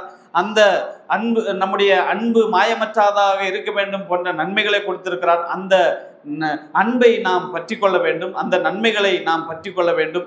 அதே போல தீமோத்தேயு அதனுடைய 6ஆம் அதிகாரம் 12 முதல் 19 உள்ள வசனத்திலே நாம் வாசிக்கும் போது, நாம் நித்திய ஜீவனையும் பற்றி கொள்ள வேண்டும். விசுவாசத்தின் நல்ல போராட்டத்தை போராடி நாம் நித்திய ஜீவனை பெற்றுக்கொள்ள வேண்டும். ஆண்டவர் சொல்றாரு, நீ விசுவாசத்தின் நல்ல போராட்டத்தை நீ போராடு, நித்திய ஜீவனை பற்றுக்கொள், அதற்காகவே நீ அழைக்கப்பட்டாய் அப்படின்னு அந்த வசனம். அந்த வசனத்தை நீங்க குறித்து வச்சுக்கோங்க. 1 தீமோத்தேயு 6ஆம் அதிகாரம் 12 மற்றும் 19 ஆண்டவர் தெளிவாக சொல்றார், நீ இதற்காகவே நீ அழைக்கப்பட்டாய். அப்போ நம்மை ஒருவர் அழைக்கிறான்னு வச்சுக்கோமே, ஒரு வீட்டுக்கு நம்மளை விருந்துக்கு அழைக்கிறாரு. நம்ம போறது எதன் அடிப்படையில் இருக்கும் தெரியுமா? அழைத்தவர் எப்படிப்பட்டவர்ங்கிறதுன்னு அடிப்படையில தான் இருக்கும். சரிதானே? பக்கத்து தெருவில் உள்ள ஒரு அக்கா, அந்த அந்த அக்காவும் அந்த வீட்டுக்காரும் நம்மளை வீட்டுக்கு இன்னைக்கு எங்கள் வீட்டுக்கு சாப்பிட வாங்கன்னு கூப்பிடுறாங்க. எப்படி போவோம்? அதே இது நம்முடைய தமிழ்நாட்டுடைய முதல்வர் நம்மளை விருந்துக்கு நம்மளை அழைச்சிருக்கிறார். எப்படி போவோம்? ரெண்டும் ஒரே மாதிரியா போவோம்? வித்தியாசம் இருக்குல்ல. நம்மை அழைத்தவர் யாரு? ராஜாதி ராஜாவும் கர்த்தாதி கர்த்தாவும் இந்த பூமிக்கு அதிபதியுமா இந்த பிரபஞ்சத்தினுடைய சிஸ்டாவுமாய கர்த்தாதி கர்த்தர் நம்மை அழைச்சிருக்கிறார். எப்ப அழைச்சாரு? தாயின் கருவிலை உருவாகும் முன்னே நம்மை பெயர் சொல்லி அழைத்திருக்கிறார். அந்த அழைத்த அழைப்புக்கு பாத்திரவான்களாய் நடந்து கொள்ளும்படி தேவன் நாம் எதற்காக அழைக்கப்பட்டோமோ அதை நாம் நிறைவேற்ற நாம் பாத்தியஸ்தர்களாக இருக்கிறோம். அதனால தேவன் நமக்கு கொடுத்திருக்கிற அநேக காரியங்கள், எபிரேயர் 3ஆம் அதிகாரம் அதனுடைய 6ஆம் வசனத்தை பார்க்கும்போது, நம்பிக்கையினாலே உண்டாகும் தைரியத்தையும் மேன்மையின் பாராட்டலையும் முடிவு வரைந்து உறுதியாக பற்றி கொண்டிருப்போமானால் நாமே அவருடைய வீடாக இருப்போம். இப்படி நாம் பற்றி கொள்வதற்காக அநேக காரியங்களை தேவன் நமக்கு கொடுத்திருக்கிறார். இந்த உலகத்திலே நாம் அற்பமாக எண்ணப்பட்டாலும் நாம் பற்றி கொண்டிருக்க வேண்டியவைகளை விடாமல் நாம் பற்றி கொண்டால், உலகம் என்ன நினைத்தாலும் சரி, உன்னதமாகிய தேவன் நம்மை பற்றி என்ன நினைக்கிறார் என்ற காரியத்திலே நம்முடைய சிந்தை போகட்டும். அதனால மனிதன் பார்க்கிற வண்ணமாக தேவன் நம்மை பார்க்கிற தேவன் அல்ல என்பதை உணர்ந்தவர்களாக, நம்முடைய வாழ்க்கை மனிதனுக்கு பிரியமாக இருக்க வேண்டும் என்று அல்ல, தேவனுக்கு பிரியமுள்ள வாழ்க்கையாக வைக்கும்போது தேவன் கொடுக்கிற ஆசீர்வாதம், அந்த ஆவிக்குரிய ஆசீர்வாதம், அது நாம் எண்ணி பார்க்க முடியாத வகையிலே இருக்கிற ஆசீர்வாதம். அந்த ஆசீர்வாதத்துக்காக தான் நாம் போராட வேண்டும், அந்த ஆசீர்வாதத்துக்காக தான் நாம் ஓட வேண்டும், அந்த ஆசீர்வாதத்துக்காக தான் நம்முடைய சிந்தை கவனம் எல்லாம் அதற்கு நேராகத்தான் திருப்ப வேண்டும். அதுதான் தேவன் நம்முடைய வாழ்க்கையிலே கொடுக்கிற ஆசீர்வாதம். யாரை பத்தி எல்லாம் பார்த்தோம்? லேயாள், அடுத்து தாவீது, செருபால். இந்த 3 பேரையும் உங்களுடைய வாழ்க்கையில மறந்துடாதீங்க. இந்த 3 பேருடைய வாழ்க்கையை நமக்கு ஒரு உதாரணமாக இருக்கட்டும். கர்த்தாவாகிய இயேசு கிறிஸ்து சொன்ன காரியத்தையும் நாம் மறந்து போகக்கூடாது. அது நம்முடைய வாழ்க்கையிலே ஆசீர்வாதத்துக்கு இதாக தீரும். கடைசியாக ஒரு சம்பவத்தை சொல்லி நான் முடிக்கிறேன். ஒரு நபர், அவர் வீட்டம்மா சொல்லியிருக்காங்க, 5 ரூபா கொடுத்து போய் காப்பித்தூள் வாங்கிட்டு வாங்க அப்படின்னு சொல்லியிருக்காங்க. ஓகே, எப்படி? 5 ரூபா கொடுத்து காப்பித்தூள். இப்போ எல்லாம் கொஞ்சம் ஸ்டெடியாக உட்காந்துட்டாங்க, ஏதோ சொல்ல வராரு. 5 ரூபா கொடுத்து போய் காப்பித்தூள் வாங்கிட்டு வாங்கன்னு சொல்லியிருக்காரு. இந்த காப்பித்தூள் வாங்க போனவர் அங்கே போன உடனே அங்கே ஒரு சின்ன போராட்டம் நடந்துகிட்டு இருக்கு. மதுவிலக்கு, அதாவது மதுவுக்கு எதிராக போராட்டம். ஓகே, போதை பொருள் விற்கிறதுக்கு எதிரான ஒரு போராட்டம். இப்போ இவரை பார்த்த உடனே, வாங்க நீங்களும் போராட்டத்தில் கலந்துக்கோங்க அப்படின்னு உடனே இவரும் சரி நல்ல விஷயம் தானே, போதை பொருளுக்கு எதிரான போராட்டம், வா கலந்துக்கிறோன்னு, என்னப்பா செய்யணும் போராட்டத்தில் அப்படின்ன உடனே, நீங்கள் போராடுவோம்னு மட்டும் சொல்லுங்க, எதுக்குன்னு நாங்கள் பின்னாடி சொல்லிக்கிறோன்றாங்க. இவரும் முன்னாடி போய் போராடுவோம்னு இருக்காரு. பின்னாடி உள்ளவங்கெல்லாம் கோஷம் போட்டிருக்காங்க, மது இதற்கு போதைக்கு எதிராக போராடுவோம். இப்போ அங்கேருந்து போலீஸ் வந்திருக்கு. போலீஸ் வந்து இவங்களெல்லாம் அரெஸ்ட் பண்ணிட்டாங்க. என்ன சொல்லியிருக்காங்கன்னா, இன்றைக்கி 144 தடை உத்தரவு போட்டிருக்கோம், நீங்கள் வந்து போராட்டம் நடத்திட்டீங்க, அதனால் அரெஸ்ட் பண்ணுறோம். அரெஸ்ட் பண்ணோன்னு இவங்களை போய் கொண்டு போயிட்டாங்க. கொண்டு போயிட்டு அங்கே சர்ச்சில் முன்னாடி 21 நாள் காவலில் வைக்கணும்னு சொல்லிட்டார். 21 நாள் காவல். நம்ம அம்பேத்கர் போட்ட சட்டம் 21 நாள் காவல். என்ன சட்டம் தெரியுமா? சயின்டிஸ்ட் படி என்ன சொல்கிறாங்கன்னா, டாக்டர்ஸு ஒருத்தனுக்கு குடி பழக்கமோ ஏதாவது ஒரு கெட்ட பழக்கம் அவனுக்கு இருந்துச்சுன்னா 21 நாள் அதை செய்ய விடாமல் தடுத்துட்டோம்னா ஆட்டோமேட்டிக்காக அந்த பழக்கம் விட்டுரும். ஒருத்தன் 21 நாள் தொடர்ந்து குடித்தான்னா அவன் அதுக்கு அடிக்ட் ஆயிரும். எந்த ஒரு காரியத்தையும் 21 நாள் தொடர்ந்து செய்தால் அவன் அதுக்கு அடிக்ட். அதனால நீங்கள் தயவுசெய்து 21 நாள் டெய்லி காலையில் எழுந்து பைபிள் வாசிங்க, அதுக்கு அடிக்ட் ஆயிடுவீங்க. அப்போ அதனால தான் சட்டத்தில் அப்படி போட்டிருக்கு 21 நாள் காவலில். அதனால இவரையும் 21 நாள் காவலில் வச்சிருக்கிறான். 21 நாள் கழிச்சு வெளியே வந்துட்டார். 21 நாள் உள்ள நல்லா ஜாலியாக இருந்திருக்காரு. எல்லாம் கூட சேர்ந்த ஃப்ரெண்ட்ஸ் தானே உள்ள இருந்திருக்கிறாங்க. 21 நாள் கழிச்சு வெளியில் வந்து காப்பி பொடி 5 ரூபாய்க்கு மறுபடியும் போய் வாங்கி மனைவிட்ட பண்ணையிலேருந்து அவங்க மனைவி அவரை காய்கறி வாங்கிட்டு வர சொல்லும், கத்திரிக்காய், முருங்கைக்கிழங்கு, பருப்பு. ஆனால் காப்பி மட்டும் வாங்கிட்டு வர சொல்லாது. ஏன்னா போனவர் வரமாட்டான்னு. அந்த 21 நாள் உள்ளே போய் இருந்த பாதிப்பு அவருக்கு வருஷந்தோறும் இருந்திருக்கு. இது நடந்த ஒரு சம்பவம். இந்த 21 நாள் அவர் போய் ஜெயிலில் இருந்துட்டு வந்தது சின்ன வயசில், 25 வயசு 30 வயசுக்குள்ள. ஆனால் இவருக்கு 55 வயசு இருக்கும்போது ஒரு நாள் பஸ்ஸில் போய்கிட்டு இருந்திருக்கிறார். பஸ்ஸில் இந்த 3 பேர் உட்கார்ற சீட்டு ஜன்னல் ஓரமாக உட்காந்துருக்காரு. இவருக்கு அடுத்த பக்கத்தில் ஒருத்தர், அடுத்த சீட்டு காலியார். 3 பேர் உட்கார்ற சீட்டில் இவங்க 2 பேர் இருக்கும் போனார். அப்போ இவருக்கு பக்கத்தில் உட்காந்துருக்கவர் ஒரு விவசாயி. 2 பேரும் கதை பேசிக்கிட்டே வந்திருக்காங்க. என்ன கதைன்னா, ஐயா விவசாயம் போட்டையா, ஒன்றும் பெருசாலாம் வரலையா, மழை வரலையா அப்படின்னு 2 பேரும் நல்லா பேசிட்டு வந்திருக்காங்க. இப்போ இவரும் சொல்லியிருக்காரு, நான் வாத்தியார வேலை பார்க்குறேன் அப்படின்னு 2 பேசிட்டு. கொஞ்சம் தூரம் போன உடனே ஒரு ஸ்டாப் வந்திருக்கு. ஒருத்தர் ஏறி இருக்காரு. ஏறின உடனே இவரை பார்த்தோன்னே, எப்படி இருக்கீங்க அப்படின்னு கேட்டிருக்காரு. இவரும் நல்லா இருக்கேன், எங்கேயோ பார்த்த மாதிரி இருக்கே அப்படின்னு. இனி தெரியலையா, நம்ம செயலில் வச்சு பார்த்தோம் இல்லையா அப்படின்னு இருக்காரு. பஸ்ஸில் உள்ள 50 பேர் அவரை திரும்பி பார்த்துருக்காங்க. என்னையா இது அப்படின்னு. உடனே இந்த பக்கத்தில் இருந்த அப்போ இந்த 3வது சீட்டு காலியாக இருக்கு. அவரை கூப்பிட்டு வாங்க, அதில் உட்காருங்கன்னு உட்காந்தாச்சு. இப்போ நடுவில் உட்காந்துருக்காருல விவசாயி, அவர் ஒரு மஞ்சப்பை கையில் வச்சிருக்காரு. என்னன்னு பார்த்தா விவசாயம் பண்ணதை கொண்டு போய் வித்துட்டு அந்த காசை அந்த பையை எடுத்து சட்டைக்குள்ள சொருவி இப்படி உட்காந்துக்கிட்டார். ஏன் இந்த பக்கம் உட்காந்துருக்காருன்னு ஜெயிலுக்கு போனவன். ஆனால் ஒரு விஷயம், இவன் எதுக்கு ஜெயிலுக்கு போனான்னு தெரியாது. ஆனால் ஜெயிலுக்கு போனவன் அவ்வளோதான். எனக்கு தெரிஞ்ச என்னது, ஜெயிலுக்கு போனவங்க இப்படி வச்சுட்டு அதுக்கடுத்து இறங்குறது வரைக்கும் ஒரு வார்த்தை அவர் பேசவே இல்லை. பார்த்தையா, மனிதன் பார்க்கிற விதம் எப்படி பார்க்கிறான் அப்படிங்கிறதான் இதில். இப்போ தேவன் மனிதன் பார்க்கிற விதமாக தேவன் பார்க்கிறவர் அல்ல என்பதை புரிந்து, இந்த உலகத்திலே நாம் பாவியாக, தேவ வசனம் நம்மளை பார்த்து, மனிதனை பார்த்து எப்படி சொல்லுகிறது தெரியுமா? உலகத்திலே மனிதன் தாயின் கருவிலே உருவாகும் போதே, இதோ என் தாய் என்னை பாவத்திலே மனுஷன் பிறந்து உழுகிறதே பாவத்தில் தான் உழுகிறான். அந்த பாவியாகிய மனிதன் மரித்தால் எங்கே போவான்? நரகத்துக்கு போவான். தேவன் அதை விரும்பவில்லை. அதனால் தன்னுடைய ஒரே பேரான குமாரனாகிய இயேசு கிறிஸ்துவை இந்த பூமிக்கு அனுப்பி அவரை யாரெல்லாம் விசுவாசிக்கிறார்களோ அவர்கள் கெட்டு போகாமல் நித்திய ஜீவனை அடையும்படிக்கு அந்த இயேசு கிறிஸ்துவை தானமாக கொடுத்தார். அந்த இயேசு கிறிஸ்துவை யாரெல்லாம் விசுவாசிக்கிறார்களோ அவர்களுக்கு பரலோகத்தை வாக்குத்தத்தம் பண்ணியிருக்கிறார். இந்த சாயந்தரத்திலே யாராவது இங்க வந்திருக்கிறவர்கள் இந்த இயேசு கிறிஸ்துவை உங்களுடைய வாழ்க்கையிலே சொந்த ரட்சகராகவும் கர்த்தராகவும் ஏற்றுக்கொள்ளாமல் இருந்தேன், இந்த நேரத்திலே உங்களுடைய இருதயத்தை அவர் கற்பணிங்கள். ஆண்டவரே, என்னுடைய இருதயத்திலே வாரும், நான் ஒரு பாவி என்பதை ஒப்புக்கொள்கிறேன், என்னுடைய பாவத்தை மன்னியும், என்னுடைய பாவத்திற்காக நீ சிலுவையில் அடித்தீர், உங்களுடைய ரத்தத்தை சிந்தினீர் என்று நான் விசுவாசிக்கிறேன் என்று அவரிடத்தில் சொல்லும்போது உங்கள் பாவம் மன்னிக்கப்பட்டவர்களாக இருக்கும். வேதம் சொல்லுகிறது, மனிதன் உலகம் முழுவதும் ஆதாயப்படுத்தினாலும் தன் ஜீவனை நஷ்டப்படுத்தினால் அவனுக்கு என்ன லாபம்? அதனால நேற்றும் நீங்க வந்திருக்கலாம், முந்தா நாளும் வந்திருக்கலாம். இந்த கர்த்தாவாகிய இயேசு கிறிஸ்துவினுடைய வாழ்க்கையில இதுவரை ஏற்றுக்கொள்ளவில்லை என்றால் நீங்கள் அவரை ஏற்றுக்கொள்ளுங்கள். ஒருவேளை நீங்கள் விசுவாசியினுடைய குடும்பத்தை சேர்ந்தவர்களாக இருக்கலாம், விசுவாசியினுடைய பிள்ளைகளாக இருக்கலாம், விசுவாசியினுடைய சகோதரனாக இருக்கலாம்.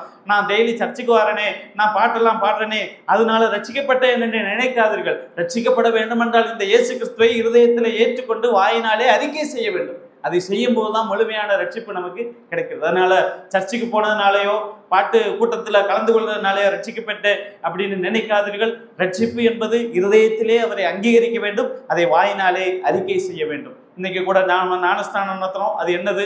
அந்த சகோதரி ரட்சிக்கப்பட்டவள் என்பதை சபைக்கு முன்பாக சாட்சியாக அறிவிப்பதுதான் ஞானஸ்தானம். அதே போல நாம் ரட்சிக்கப்பட வேண்டும், அதை ஜனங்களுக்கு முன்பாக, சபைக்கு முன்பாக சாட்சியாக ஞானஸ்தானத்திலே அறிவிக்க வேண்டும். இதெல்லாம் செய்யும் போது நாம் ரட்சிக்கப்பட்டவர்களாக இருக்கிறோம். அதனால் தேவனுக்கு ரட்சிக்கப்பட்டு அவருடைய பிள்ளையாக மாறுவோம்.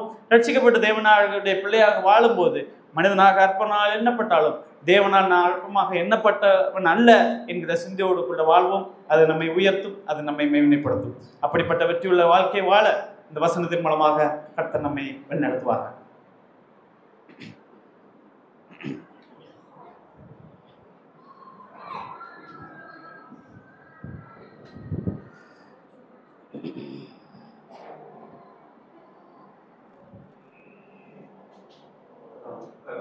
தேவனுடைய செய்தியை கேட்டோம். அதனால ஆண்டவருடைய பிள்ளைகளாக இருக்கிற நாம என்ன செய்யணும்? உள்ளதை பற்றி கொள்ளணும் இல்லையா? ஆண்டவரை ஏற்றுக்கொள்ளாதவங்க ஏற்றுக்கொள்ளணும் அப்படின்னு சொல்லி பார்த்தோம். அதனால ஏற்றுக்கொள்ளாதவங்க இருந்து அவங்களோட பேசி ஜெபித்து கடவுள் சொல்லலாம். இப்போ அவங்க சொன்ன எனக்கு ஒரு ஞாபகம் இருந்தது. அந்த பக்கம் வந்தா எங்க வீட்டுக்கு வாங்க அப்படின்னு சொல்லிட்டு சொன்னாங்க. கண்டிப்பா போன நல்லா சமையல் பண்ணுவாங்க. எங்க வீட்டுல சகோதரின்னா 2 நாளா சமையல் பண்றாங்க. நீங்க போங்க, நாங்க சமைச்சு தரோம் அப்படின்னு சொல்லி நல்லா பண்ணி கொடுக்குறாங்க. வித்தியாசமான சமையல். சரி, அவங்களுக்கு ஒரு மனைவியும் ஒரு மகளும் இருக்கிறாங்க. அவங்க சொன்ன மாதிரி இந்த சிறுபிள்ளைகளுடைய ஊழியத்துல வீழ்வேசில் நீங்க கவனிச்சிங்களா? என்னமோ அந்த முதலாளி போய் கணக்கு பார்த்துக்குவா அப்படின்னு சொல்றப்ப அவங்களுடைய ஆக்ஷன் அங்கே விழுந்து எதிர்த்து ஓடி வருவாங்க. அதுதான் என்னைய கவர்ந்தது. அதனாலதான் நான் அவங்கள அழைக்கணும் அப்படின்னு சொல்லிட்டு விரும்பணும். ஏன் அப்படின்னா இந்த சிறு பிள்ளைகளுக்கு தகுந்த மாதிரி சிறு பிள்ளைகளை போல அவங்க ஆக்ட் பண்ணதுனால சரியாகும், அதுவும் நமக்கும் பிரயோஜனமா இருக்கும் அப்படின்னு சொல்லிட்டு நான் இந்த செஞ்ச விரும்பினேன். அதனால தொடர்ந்து அவங்க செய்கிற ஊழியர்களுக்காக இந்த சிறு பிள்ளைகள் மத்தியில் செய்யப்படுகிற ஊழியர்களுக்காகவும் நம்முடைய குடும்ப ஜபத்தில் தனித்துவத்தில் சொல்லியிருக்காங்க. அவங்க ஒரு பெரிய சபையில தான் என்ன செய்கிறாங்க இருக்கிறாங்க. அவங்க மத்தியில தான் ஊழியத்தை செய்திகள் இருக்கிறாங்க. அதனால அவங்களுடைய ஊழியங்களுக்காகவும் நாம் விசேஷமாக என்ன செய்யலாம், ஜெபம் பண்ணலாம். தொடர்ந்து அவருடைய பிரயாணத்துக்காகவும் 2 நாள் சென்னையில் இருந்துட்டு அவங்க பிரயாணம் பண்ணிருக்காங்க. அதனால அவங்களுடைய பிரயாணத்துக்காகவும் நாம் ஜெபம் பண்ணலாம். விசேஷமாக 3 நாட்களிலும் நம்ம நல்ல செய்தியை கேட்டோம். அதனால கேட்டது நம்முடைய வாழ்க்கையில பிரயோஜனப்படுத்திக்கணும் அப்படின்னு சொன்னாதான் அது நல்லா இருக்கும். அது ஜீர்ணாகல அப்படின்னு சொன்னா அதனால இருக்கிறது பிரயோஜனமே இல்லாமல். அதனால நமக்கு ஜீர்ணாகணும் நம்முடைய வாழ்க்கையில நம்ம கடைப்பிடிப்போம். இந்த வாலிபர்கள் எல்லாம் இருக்கிறாங்க, அவங்களோட ஆசை வரணும். என்ன ஆசை வரணும்? யாராச்சும் ஒரு வாலிபர் சொல்லலாம், நான் எதிர்பார்க்கிறத நீங்க சொல்லுவீங்கன்னா நல்லா இருக்கும் அப்படின்னு சொல்லி. சரி, நானே சொல்லிடுறேன். நீங்க எப்பவுமே பேச மாட்டீங்க, நீங்க எப்படி பேசுறீங்க? நம்மளும் இதை மாதிரி மாறணும் அப்படிங்கிற ஒரு ஆசை உங்களுக்குள்ள என்ன செய்யணும். ரொம்ப வயசானது இல்லை, அவங்க மாதிரி ஒரு வயசுக்கு தான் அந்த குழந்தைக்கு முடியும். அவ்வளவுதான். அப்படின்னா உங்களுடைய வயசு தான் சரியா. நீங்களும் நிறைய பேர் என்ன செய்யறாங்க, கல்யாணம் முடிச்சு உங்களுடைய குழந்தைகளுக்கு ஒரு வயசு முடியுது, முடியும் போது முடிஞ்சிருக்கு. அந்த நிலைமையில தான் நீங்க நிறைய பேர் இருக்கிறீங்க. சரி, அந்த வயசுல தான் அவங்க இருக்காங்க. அதனால நம்மளும் அவங்கள போல என்ன செய்யணும், மாறணும் அப்படிங்கிற ஒரு ஆசை இருக்கு. அதுக்கு ஜெபிக்கணும், வேதத்தை வாசிக்கணும், தியானிக்கணும், கடைப்பிடிக்கணும். அப்போ ஆண்டவர் அவிதமாக எடுத்து பயன்படுத்துவாங்க. சரி, ஜெபம் பண்ணலாம். எங்களை நேசிக்கிறீர்கள் நல்ல ஆண்டவரே, அருமையான இரவுல நன்றியோடு நாங்கள் உண்மை துதிக்கிறோம், உண்மை ஸ்தோத்திரிக்கிறோம்.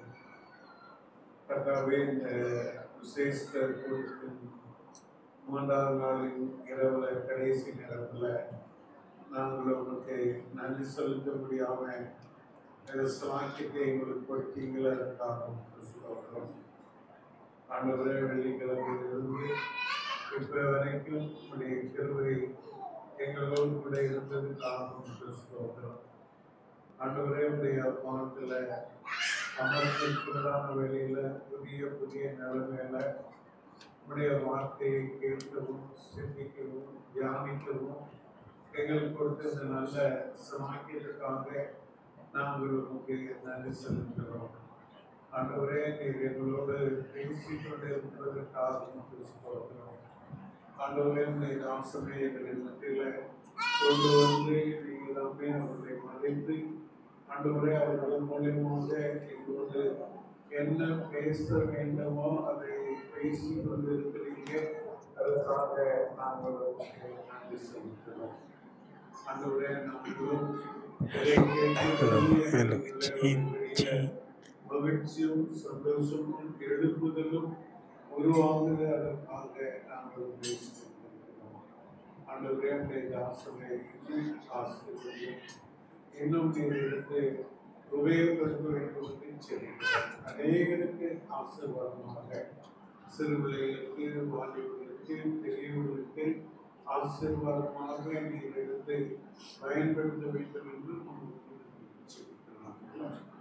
அந்த பிள்ளைகளுக்காக ஆண்டவரே, உண்மை ஏற்றுக்கொள்ளாதவர்கள் உண்மை ஏற்றுக்கொள்ளும்படியான கருத்தை கண்டவனமாக வெறுமையாக திரும்பி போகாதபடிக்கு ஆண்டவரை நீங்க கொடுத்த இந்த ஆசீர்வாதங்களை தங்கள் வாழ்க்கையில பெற்றுக்கொண்டவர்களாக திரும்பி போக உதவி செய்ய வேண்டும் என்று செல்கிறோம். அவரை நாங்கள் மறுபடியும் நாங்கள் நன்றி செலுத்துகிறோம். மின்சார தடை, மழையினுடைய தடை, இந்த கூட்டங்களுக்கு எந்த விதமான இடையூறுகளும் இல்லாதவனுக்கு மகிமைக்காக நடத்தி கொடுத்தீங்களே, அதற்காக நாங்கள் பேசுகிறோம்.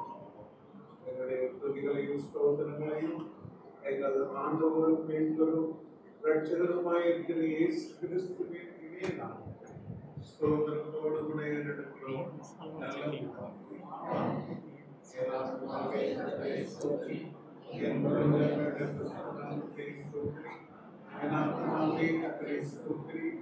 அவர் செய்த சகல உபகாரங்களையும் கொஞ்சம் நிறைய வேலை இருக்கு. அதனால கீழே நீங்க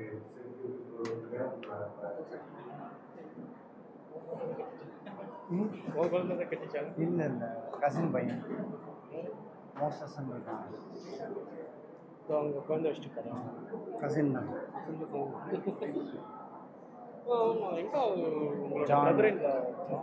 ஆமாம், அவங்க பிஸ்னஸ் பண்ணுறாங்க. அதனால ஈவினிங் வர முடியும். மார்னிங் வந்தாங்க. ஒருத்தர் காணோமே. ஏதாவது முக்கியமான அறிவிப்பு